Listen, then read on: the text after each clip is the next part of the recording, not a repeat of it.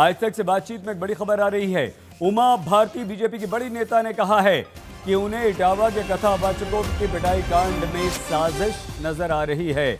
उमा भारती को लगता है कि समाजवादी पार्टी की ही वोट वाली साजिश इस पूरे विवाद में है।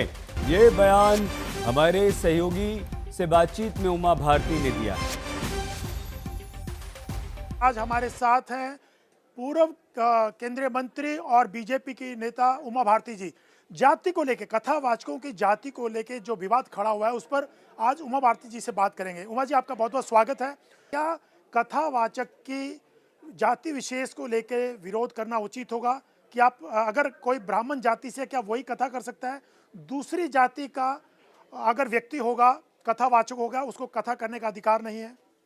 ये लड़ाई जो कर रहे हैं ये बहुत सामान्य लोग कर रहे हैं और वो इसलिए कर रहे हैं ताकि वो मीडिया पे आवें, क्योंकि सबको पता है कि भगवान कृष्ण का जन्म यादव वंश में हुआ और भागवत कथा ब्राह्मण करते हैं। लेकिन जो मूल भागवत लिखी है जिनने, वो श्रीमद् भागवत, वो तो वेद व्यास धीवर कन्या के पुत्र थे, सत्यवती के, और उनके पिता भी ब्राह्मण नहीं थे, महाराजा शांतनु। वो सैमी क्षत्रिय थे, चंद्रवंशी क्षत्रिय राजा थे। भगवान राम ठाकुर थे, क्षत्रिय थे, सूर्यवंशी। रावण ब्राह्मण था उल्टा, लेकिन ब्राह्मणों ने कभी रावण का वध करने के कारण राम जी की कथा नहीं करना है ऐसा तो कभी नहीं कहा। ब्राह्मण तो बहुत बड़ा दिल रखने वाला वर्ग है, इसीलिए वो व्यास पीठ जो मानी जाती है वो वेद व्यास जी के नाम पे मानी जाती है, और वेद व्यास जी तो धीवर कन्या के पुत्र थे।